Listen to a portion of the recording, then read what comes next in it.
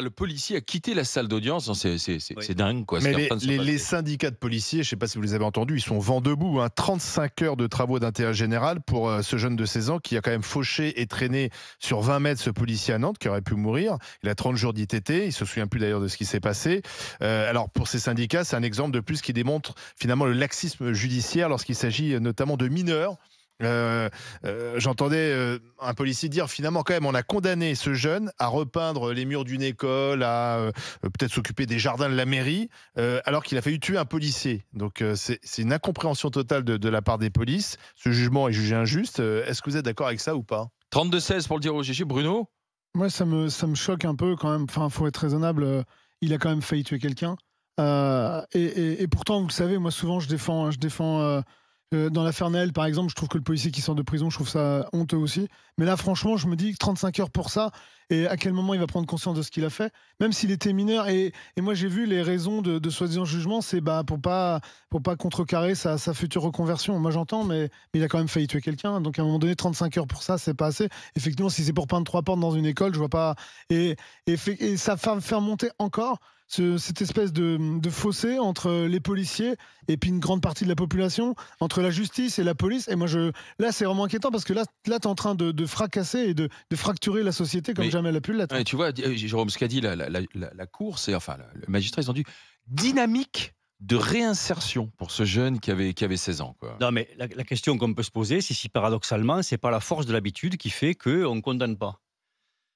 Les policiers, ils sont 7 fois plus agressés que les autres professions. Alors vous allez me dire, c'est normal, ils prennent des risques, etc. Ils sont 2 tiers de fois agressés sur le lieu de travail, alors que dans les autres professions, c'est 1 tiers.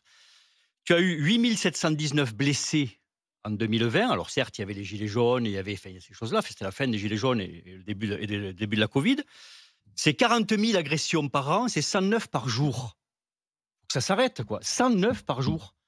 Et là, on a un policier qui est traîné sur 20 mètres, qui manque de se tuer quand même, avec la tête qui va heurter le bord du trottoir, avec une commotion cérébrale certaine, possiblement des séquelles, et on donne 35 heures de travaux d'intérêt généraux. Enfin, je veux dire, on marche sur la tête, quoi. On voudrait donner l'exemple et on voudrait dire, allez, la chasse est ouverte, allez-y. Ouais.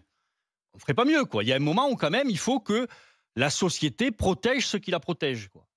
Moi, j'ai toujours le même discours. Les bleus, les blancs, les rouges doivent être protégés. Les bleus, la police, les blancs, les professions de santé comme et toi, les rouges, les pompiers. Et les rouges, les pompiers. Ouais. Je veux dire, ceux qui prennent soin des autres et ceux qui les protègent doivent être protégés, et la loi ne peut pas être la même. Je suis désolé de dire ça, mais elle ne peut pas être la même. Je veux dire, quand on a un professionnel de santé qui se fait agresser, on doit agir de suite, et très durement. Quand un policier ou un pompier se fait agresser, pareil, circonstance aggravante. A priori, ça existe dans la loi, ça, mais c'est jamais aggravante. Mais là, parce que c'est un mineur. Moi, je pense que c'est un mineur et on ne sait pas juger les mineurs qui commettent des faits graves. Alors, c'est un exemple de plus que notre appareil judiciaire est cassé. Malheureusement, on a un ministre qui est en train d'être à qui on réquisitionne 1 an de prison. Je préférerais qu'il soit sur le front en train de s'occuper de réparer notre appareil judiciaire plutôt qu'en train de lui-même en être lui-même se faire juger. C'est quand même un problème, il faut le soulever. Cet exemple sur les policiers, c'est un exemple supplémentaire que notre appareil judiciaire est cassé. C'est comme le fait qu'il y a un féminicide en France tous les 2 jours et que la plupart du temps, c'est des hommes contre qui des plaintes ont été déposées, qui sont parfois condamnés et qui sont en liberté. Donc la question, c'est comment on protège les personnes qui nous protègent, mais aussi les femmes dans ce pays. Pour moi, la priorité absolue, c'est de faire cesser les violences faites aux femmes. Et la question de ce mineur de 16 ans, c'est quand à 16 ans, on est capable de faire ça, qu'est-ce qu'on va faire après ? Le problème, et c'est là que j'apporterai une nuance par rapport à ce qui a été dit, c'est que, effectivement, quand on est capable d'une telle violence à 16 ans, c'est mauvais signe sur l'avenir, mais on le voit bien, quand on va en prison, en général, c'est encore pire. Soit on rencontre un barbu et on commence à avoir des idéologies mortifères, soit on fait ça, mais en fait, on sort avec encore plus de violence et encore plus de haine et encore plus de colère et encore plus de défiance. Fermons les prisons, alors. Et vous savez, non, mais il y a un truc qui, pour moi, est le plus gros nœud de la maladie judiciaire de notre pays, c'est la prison. Il y a 70% des détenus qui récidivent. Donc, en gros, vous allez en prison. Donc, ce jeune de 16 ans, il va en prison. Il a 7 chances sur 10 d'y retourner. C'est nul, c'est horrible.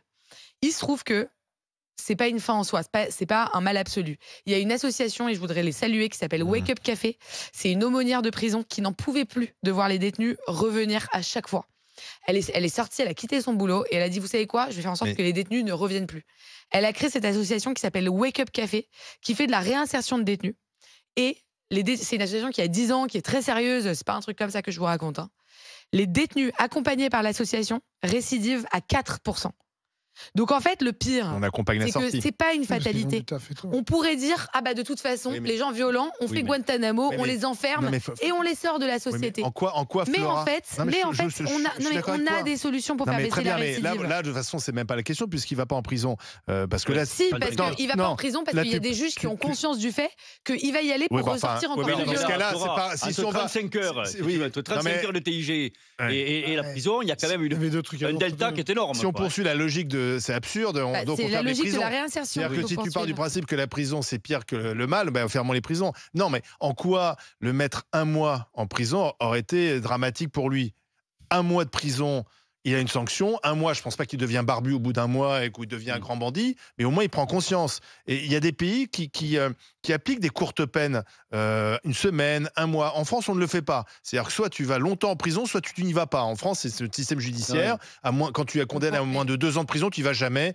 C'est toujours. Donc là, pourquoi on se dit pas, ce jeune, il va 1 mois en prison. Je pense que la leçon, et ça met pas en vie ses études, etc. Parce qu'1 mois, ça n'empêchera pas ensuite de poursuivre ses études. Non, mais ce qui est inquiétant quand même, c'est qu'aujourd'hui, à cause de décisions comme ça, qui sont illogiques pour le commun des mortels, tu es en train de fracturer la police et la justice.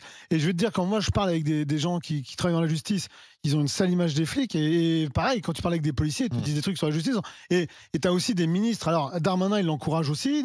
Dupond-Moretti fait la même chose. Mais eux aussi fracturent Mélenchon ça. aussi. Hein. Ouais, mais ils sont pas en place. Pour l'instant, Mélenchon n'est pas en place et j'espère qu'il ne le sera pas, vu ce qu'il fait dernièrement. Mais en fin de compte, on est vraiment.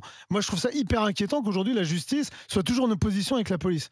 Parce que c'est pas possible. Ça doit mais est-ce qu'il n'y a pas un problème avec les mineurs? À chaque fois, c'est quand même toujours les mineurs et on n'arrive pas à avoir la peine juste, en fait. Ça nous choque, en fait. Mais tu vois, pour moi, la peine juste, c'est pas du tout de l'envoyer 1 mois en prison. Mais alors, attends, la peine juste, c'est pas toi qui nous a dit que tu étais en engagement avec l'armée. Bien sûr. C'est ce que j'allais dire. La peine juste, c'est par exemple de le forcer à faire un service militaire long où il va purger sa peine petit à petit. Et en fait, si les militaires, ils ont envie et les militaires, quand ils vous racontent comment ça se passe quand on a 18 ans et qu'on intègre l'armée, on apprend très clairement qu'il faut gravir les échelons petit à petit. Toi, tu l'envoies à l'armée. Qu'on apprend l'autorité, qu'on apprend l'ordre, qu'on apprend la justice aussi, et que petit à petit, on rétablit un lien de confiance avec ces jeunes qui sont délinquants. Justement, on va continuer la discussion. Vous allez voir, on va continuer la discussion en allant dans le Lot-et-Garonne, retrouver Eric dans un instant. Eric, il est retraité de la gendarmerie. Bon, il est parti à la renverse avec les 35 heures de travail d'intérêt général.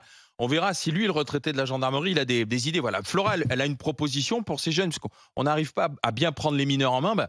À ce moment-là, plutôt que de leur donner du tige vu la gravité des faits ou de les envoyer en prison où c'est l'école de la récidive, pourquoi pas les mettre à l'armée? Allez, on continue la discussion avec les grandes gueules et avec vous, 32-16. RMC, jusqu'à midi. Les grandes gueules.